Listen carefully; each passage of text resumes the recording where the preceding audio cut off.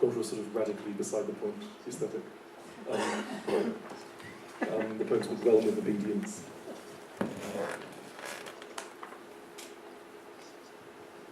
Let us say plus or minus and with thy spirit, reference to carbon black, world without end, world without means to an end. Let us say I want to tell someone they have a tendency to overreact and the reaction is to. Let us say I want to tell the wheel within the wheel that it is within a wheel and the wheel. Let us say this is a children's picture book called Against Barbarism, and let us say, exactly as we please, reasonable sacrifice. Let us say temples directly proportionate to prisons, no punishment, yes also no reaction. Let us say Slava Otcu i Synu i Świętemu Duchu, imię Prisno i we wieki wieków, amen. Raif, 1,747 days, 23 hours, 38 minutes and 53 seconds. I take out my phone to kill time without even realising I'm doing it. I'm halfway through this game where a man is looking for his daughter, and you have to find poems she's written hidden in hotel rooms and parks, and it's not even very good, but I feel more invested in it than I do in my actual life. Her last poem reads, "Your pain is just fascinating, I preferred it when you smoked." I'm outside a Chinese restaurant in Digbeth, thinking about the metronome of my cowardice and avarice. The bulbous facade of the arts building makes it resemble a giant white pill. I flinch and cringe, and I cannot pretend to understand. And I am not usually a science person, and you do not need this self-abasement either. I'll show you around. This is the house I share with an art critic and a neuroscientist.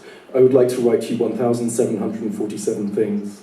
I would like to ask your permission, as permanent and repetitive as the best prayer, the best metronome, the best player sent off after 4.5 minutes, a 4.5-minute prayer, exactly as the sun broaches the horizon. There's a bit in an episode of Futurama where Fry says, "I'm not like the others, Bigfoot, but in the end they shoot you, but you teach us about stuff." And that's always how I feel when I try to write something important. Bear with me, I'm going to tell you about the embroidered animals on my son's bedspread. The raven lands awkwardly on a treble clef, wishes death on us all, and takes off.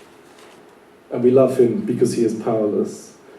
"I would like to kill and eat you," says the Toad King. "You don't even have teeth," we beam. The toad vomits white papers and opinion columns. We will meet many enchanted creatures today, everyone in the half-charm of irritability, the way crumbs of bus stops sparkle. On the Silver Mountain Road, every passing gnome greets us until the greeting becomes sarcastic. "All right, all right, all right, all right." But they can tell we are delighted by their insubordination, so they stop. "You gnomes planned this," we tell them. One shrugs, one blows his nose, one sighs. Over the mountain, a clearing like a bald patch, the sun sets and rises every 20 minutes. The lion with its downturned lips says, "You are all wrong about me." The golden retriever has been given exactly what he wanted, which is why he looks so sad in his high chair. The anti-authoritarian platypus talks nonsense, but at least it rhymes. Two pigs who used to be an item attack one another in song every 2 years. The fox is their agent. His pained smile can't work out if he's above this. The cheetah wants to know why it should care. The iron puppet likes folk music, but only the good kind of folk music, and we're supposed to know what that means. The daisy with its eyes half closed would like you to be more mindful of the breath you take before you dive, the breath you take in a crying jag, the breath you take for granted, and the breath you visualize as golden threads, as motion lines, as an animated engraving, 25 sheets of metal per second falling to the studio floor, 100 disastrously fumbled card tricks. Raif, 1,755 days, 0 hours, 44 minutes and 54 seconds. If I sound stern, it is because I hate every fat, inadequate thing I say. Something I am circling around, I am the tiny plastic bath duck which was sellotaped to the front of my son's comic, that I am sorry for what it's worth, for everything I have which has been taken from you, that if I could take some share of the dread of the separation of the lashes, that if I was paying attention, that if I was paying someone to beat me now, that the payment would be ultimately crass and more appropriate, or in some token gesture had elected to read this out topless, because this is state crassness, lo the official offerings, lo the stars drop like salt crystals, lo the, each blow skin softened pain grew, point that the whole back felt on fire soon unbearable, but kept coming, mostly left shoulder, had to summon all control not to move.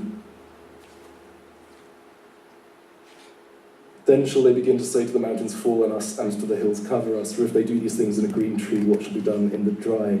I didn't realise the human body could generate and tolerate such pain. The torturer in his well-fitted suit, the torturer in his ill-fitting suit, the torturer in his cheap suit, the torturer in his expensive suit.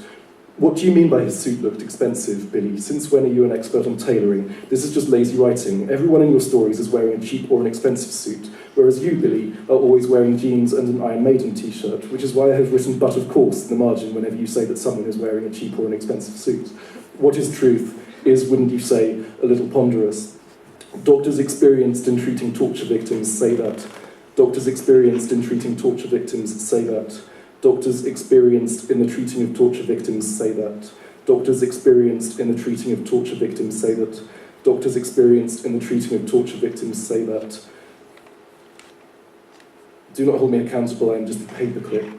Then did they spit in his face and buffeted him, and others smote him with the palms of their hands. And they were more fierce, saying, "You stir up the people, what is truth?" and led him away. Thank you.